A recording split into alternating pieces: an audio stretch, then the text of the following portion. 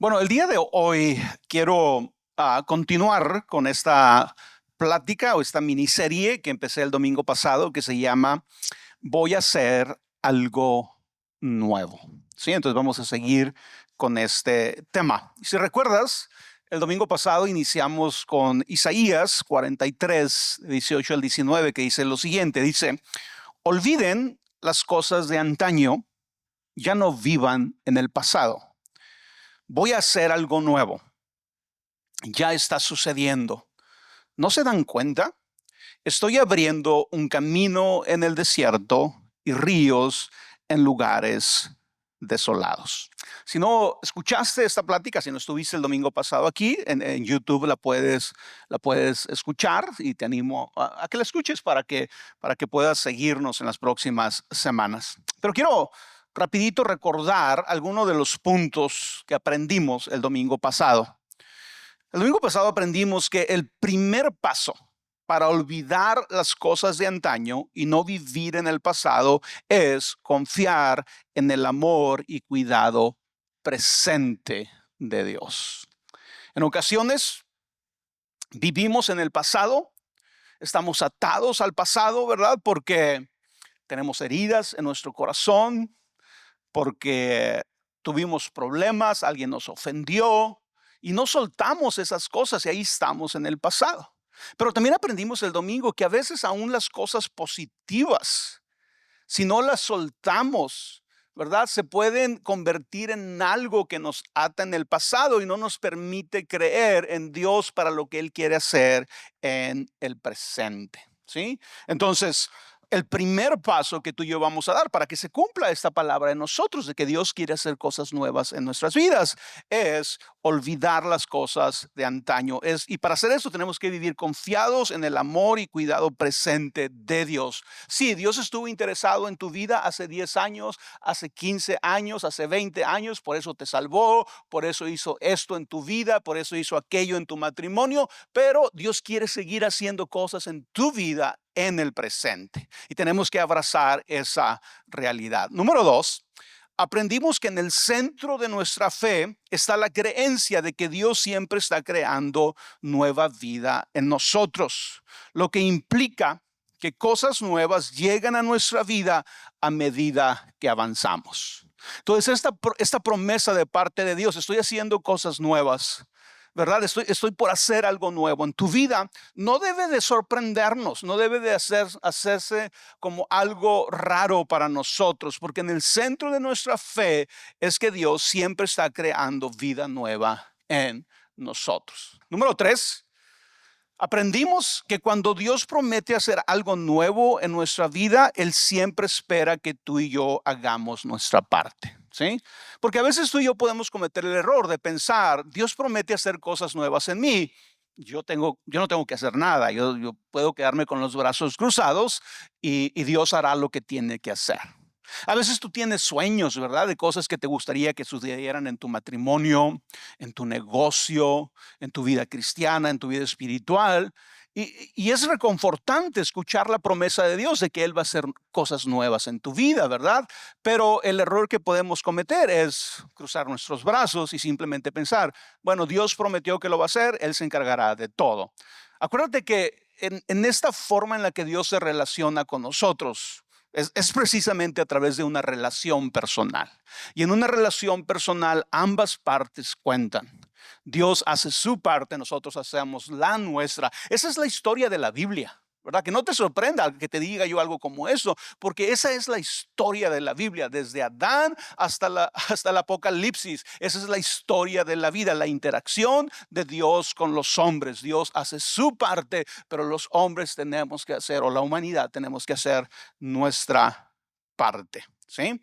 Entonces, debes de estar este año pensando, ¿qué es lo que yo tengo que hacer? Si Dios va a traer cosas nuevas a mi vida, ¿qué es lo que yo tengo que hacer? Y probablemente son cosas diferentes que tienes que hacer, ¿verdad? Porque si seguimos haciendo lo mismo, vamos a seguir obteniendo el mismo resultado. ¿Qué es lo que tú tienes que hacer? Y por último, reflexionamos sobre esta idea.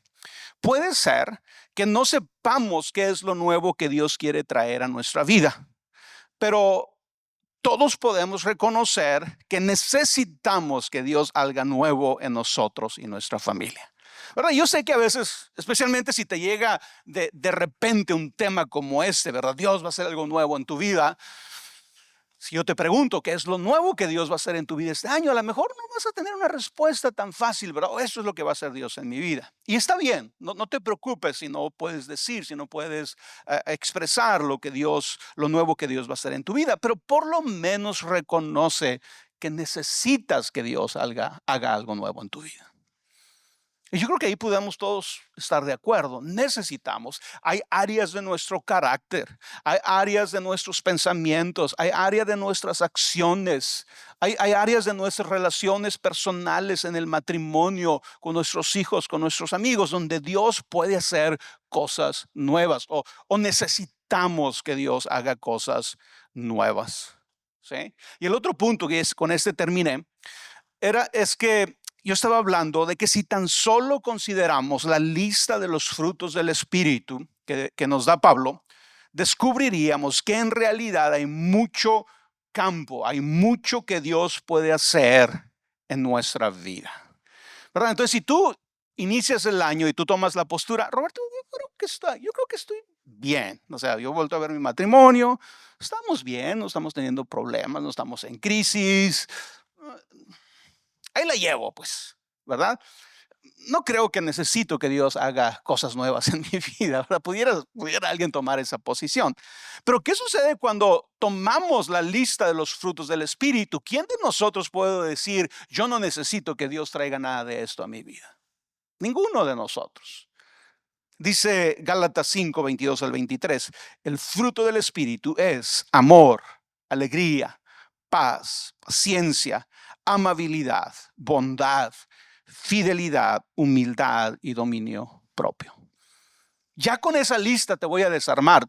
Todos nosotros necesitamos alguno de estos frutos del Espíritu que llegue a nuestra vida. Gracias a Dios por los que ya tienes. Gracias a Dios por los que estás desarrollando. Pero si somos honestos, todos podemos reconocer, ¿sabes qué? No soy tan humilde como debería de serlo. No al extremo de un fruto del Espíritu. ¿Sí? No soy tan amable, ¿verdad? Pregúntale a mi esposa cómo le contesto. Hay campo para mejorar, hay campo para que Dios haga cosas nuevas en nuestra vida. Entonces, esa actitud, ¿verdad?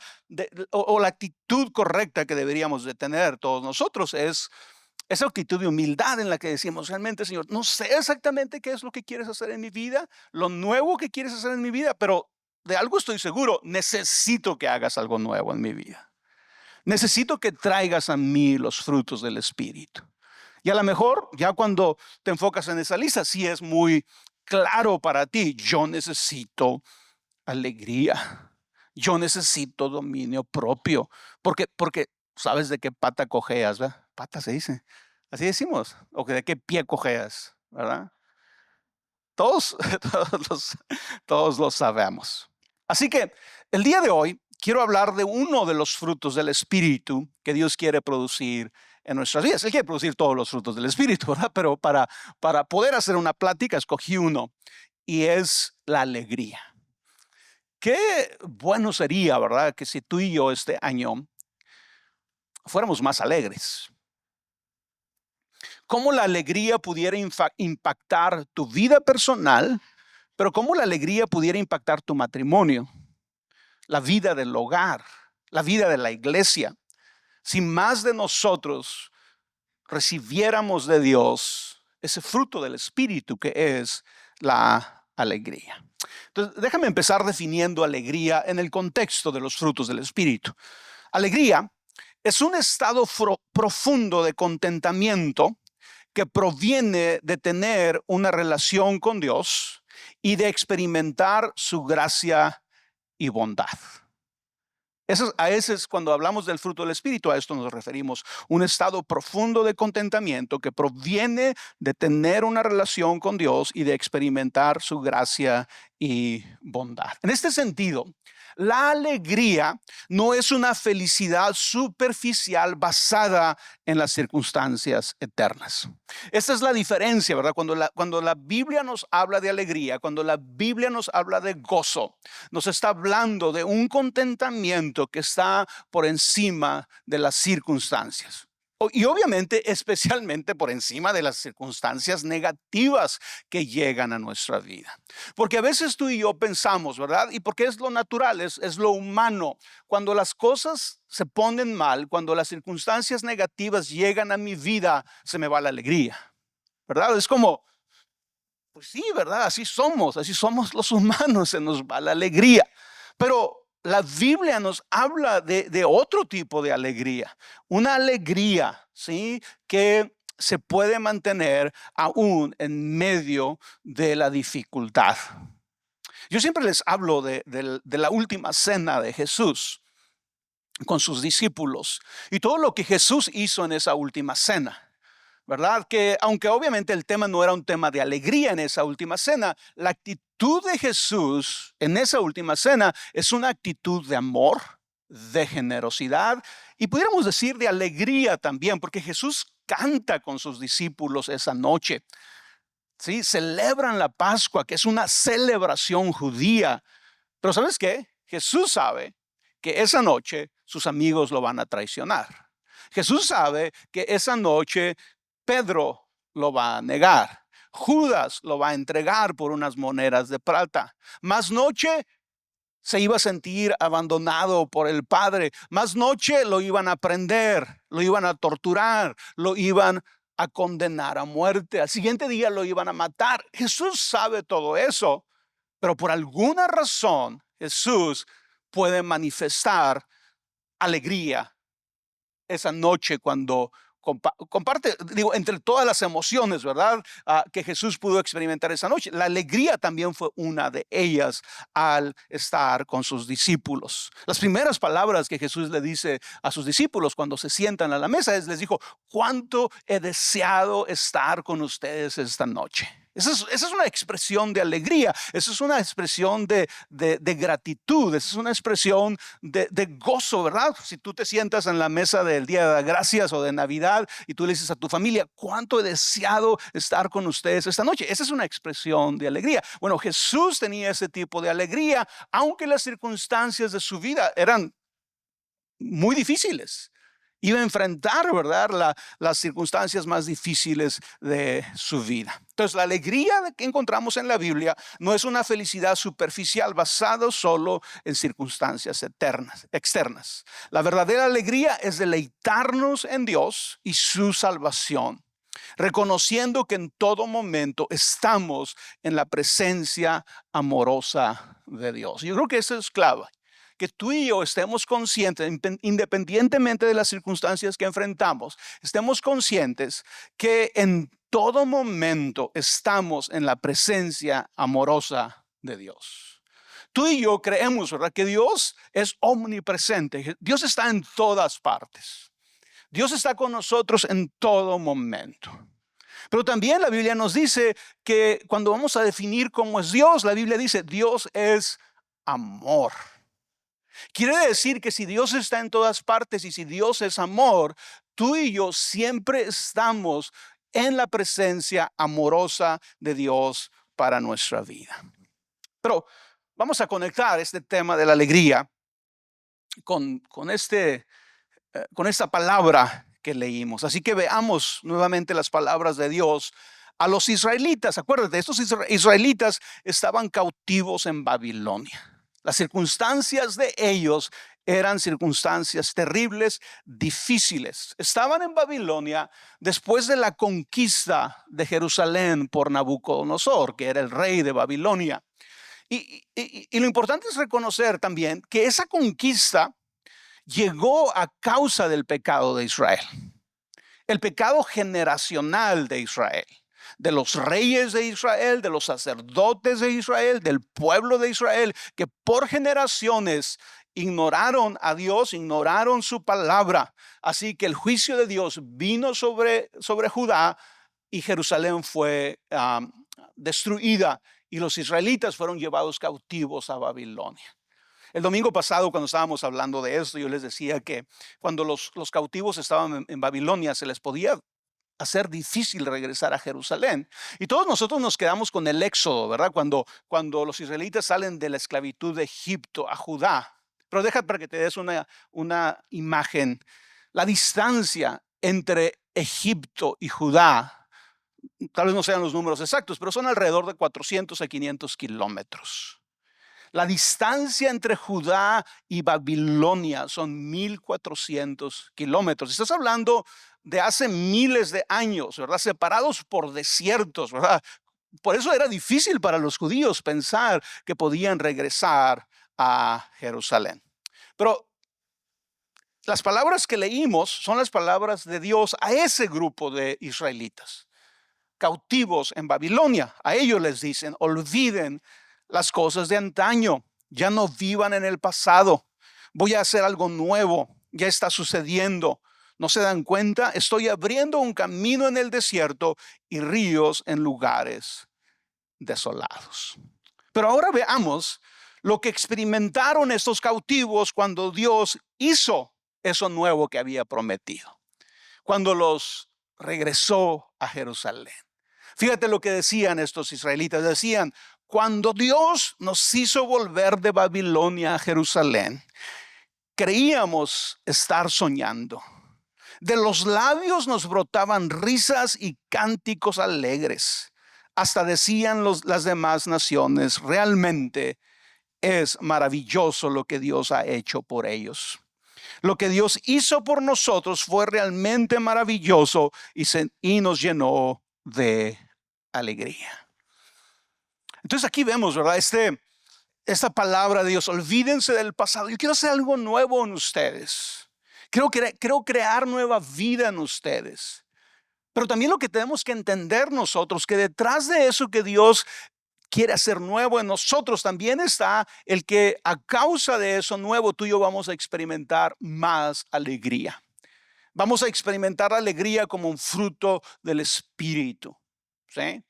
Especialmente, ¿verdad? Si tú sabes que necesitas alegría, es abrirte a lo nuevo que Dios quiere hacer en tu vida, hacer tu parte en lo nuevo que Dios quiere hacer en tu vida, porque esa es la llave de la alegría que va a llegar a tu corazón. Mientras vivas atado al pasado, mientras sigas con ese rencor, mientras sigas con esa falta de perdón, mientras sigas con esos pensamientos, no vas a poder experimentar la alegría. Necesitas abrazar lo nuevo para que tu corazón se llene de alegría. Y eso fue lo que le sucedió a estos israelitas. Cuando por fin Dios los saca de Babilonia y los lleva a Jerusalén, se llenan de alegría, de risas, dice el pasaje. Ahora, si tú y yo consideramos estos dos pasajes, podemos quedarnos con la impresión de que la alegría que experimentaron los israelitas era solo circunstancial. Obviamente estaban alegres porque habían sido vueltos a Jerusalén. Bueno, es fácil pensar eso. Obviamente estaban alegres porque habían sido liberados de la esclavitud de Babilonia para llegar a Jerusalén. Pero, ¿sabes que aunque la Biblia, verdad? Porque esto es natural, es normal.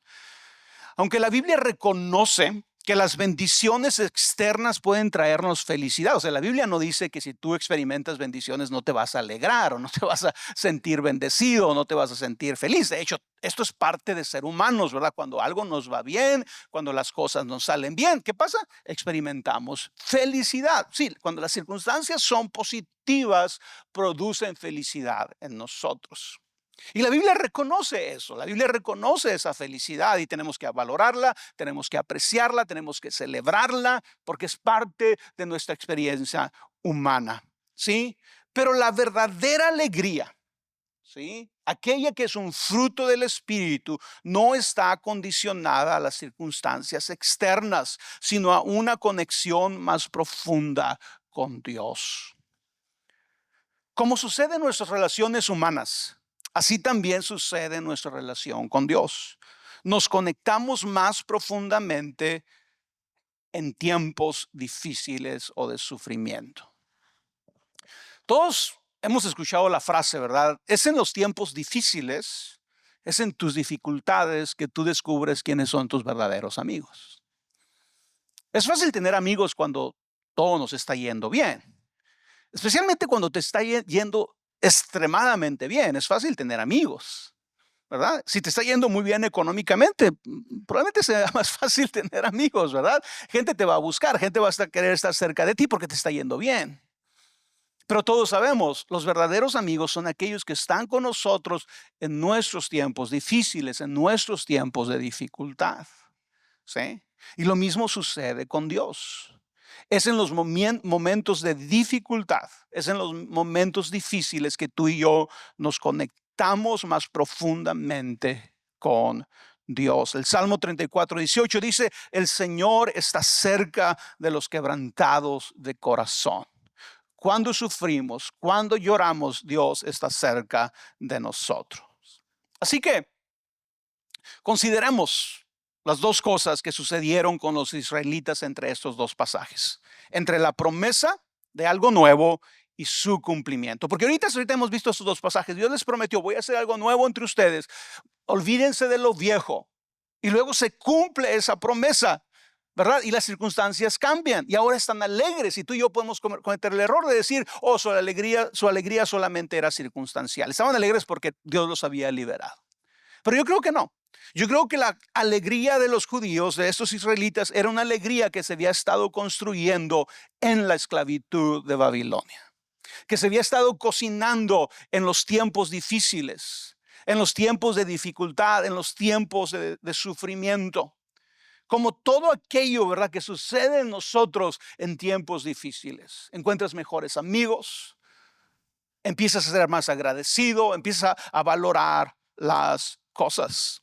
Fue durante el tiempo de cautiverio en Babilonia que esta generación de israelitas profundizó su relación con Dios, lo que los preparó para recibir la alegría que viene de Dios. Y déjate hablo rápidamente de dos cosas que ellos aprendieron, esta generación de israelitas. Aprendieron a reconocer el amor y cuidado de Dios en medio de las dificultades. Este pasaje lo vimos el domingo pasado, pero yo creo que es bueno repetirlo, porque tú y yo tenemos que aprender a confiar en Dios, a reconocer el amor y cuidado de Dios en medio de las dificultades. El error que tú y yo cometemos a veces es que si nos está yendo mal, empezamos a desconfiar del amor y el cuidado de Dios. Esto me está sucediendo porque Dios no me ama. Esto me está sucediendo porque Dios no me cuida. Esto le pasó a mis hijos porque Dios nos abandonó.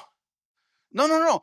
En los momentos difíciles, tú y yo tenemos que aprender a reconocer el cuidado y el amor de Dios. Y esto fue lo que los israelitas cautivos en Babilonia tuvieron que hacer. Fue cuando estaban cautivos que Dios les dijo: así dice el Señor, el que te creó, Jacob. Le está hablando al pueblo de Israel, pero está usando aquí el nombre de Jacob. El que te creó, Jacob, el que te formó, Israel. No temas, que yo te he redimido. Te he llamado por tu nombre. Tú eres mío. Cuando cruces las aguas, yo estaré contigo. Cuando cruces los ríos, no te cubrirán sus aguas. Cuando camines por el fuego, no te quemarás ni te abrazarán las llamas. Yo soy el Señor, tu Dios, el Santo de Israel, tu Salvador. Precioso eres a mis ojos y digno de honra. Yo te amo. No temas, porque yo estoy contigo. Yo te he creado para mi gloria. Yo te hice y te formé. Wow, esas palabras fueron lo que estos israelitas tuvieron que hacer suyas en medio del cautiverio, en medio de la dificultad, en medio de circunstancias adversas. Ellos tuvieron que empezar a creer en el amor y cuidado de Dios en medio de sus dificultades. Y es lo que tenemos que aprender nosotros. Tenemos que aprender a confiar en Dios, en su amor y su cuidado en medio de las dificultades. Número 2, aprendieron a creer y confiar en el carácter de Dios en medio de las dificultades. ¿Sí? Una cosa es creer que Dios me ama, Dios me cuida, pero luego también tú tienes que aprender a creer en el carácter de Dios. Este pasaje que todos lo conocemos, estas son palabras de Dios a ellos, a los israelitas cautivos en Babilonia. Dios les dijo, porque yo conozco los planes que tengo para ustedes, afirma el Señor, planes de bienestar y no de calamidad, a fin de darles un futuro y una esperanza. Tiene que llegar el momento, así como ellos, que tú y yo entendamos, los planes que Dios tiene para mí son de bienestar. Los planes que Dios tiene para mí no son de calamidad. Son planes de un futuro y de una esperanza. Y eso es creer en el carácter de Dios. A veces, aún entre los cristianos, existe esta creencia, ¿verdad?, de que Dios nos trae cosas malas a nuestra vida. Yo les he dicho muchas veces en Epicentro, ¿verdad? Oye, si te enfermas, si algo pasa, ¿verdad? Y aquellos que han estado enfermos o que hemos estado enfermos, no pienses que Dios te mandó esa enfermedad. No le des gracias a Dios por esa enfermedad que estás teniendo. ¿Verdad? Porque a veces nos queremos ver muy espirituales y Señor, gracias por esta enfermedad. Señor, gracias por esto malo que me vino. Y es porque das gracias. Para empezar, porque le das gracias a Dios y Dios no te lo mandó. ¿Sí? Somos humanos, vivimos en un mundo caído. Vamos a experimentar enfermedades, vamos a enfrentar dificultades. Pero no quiere decir que Dios nos la está mandando. Podemos darle gracias a Dios por acompañarnos en medio de esas dificultades. Podemos darle gracias a Dios por usar esas dificultades para enseñarnos algo, para crecer, para avanzar, pero no en sí por las cosas malas. Pedro define a Dios como el Padre de las luces. Y cuando habla del Padre de las luces, Pedro dice, de Él es de quien procede todo lo bueno. Todo lo bueno que llega a nuestras vidas procede de Dios, del Padre de las luces. Las cosas malas que llegan a nuestra vida llegan porque somos humanos, porque vivimos en un mundo caído, pero no porque Dios esté detrás, ¿verdad?, mandándonos, ahora te toca a ti, ahora aquel, ¿verdad? Cosas malas. No, tenemos que corregir esa teología que a veces tenemos tú y yo. Tenemos que confiar en el carácter de Dios. Él tiene planes de bien para nosotros. La alegría verdadera viene cuando reconocemos que Dios está obrando en el presente a pesar de las circunstancias negativas. Si tú ahorita estás enfrentando circunstancias negativas, dificultades, cosas que no te esperabas, pero estás en medio de la prueba. Yo sé que es difícil, ¿verdad? Yo sé que esto no es como automático.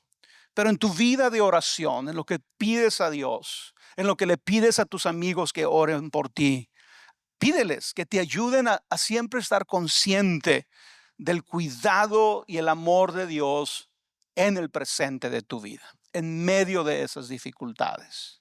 Y tú le puedes decir a tus amigos, ¿sabes qué? Ayúdenme a orar. Oren para que yo pueda entender que aún en medio de estas circunstancias difíciles, Dios está conmigo. Dios me ama, Dios me está cuidando.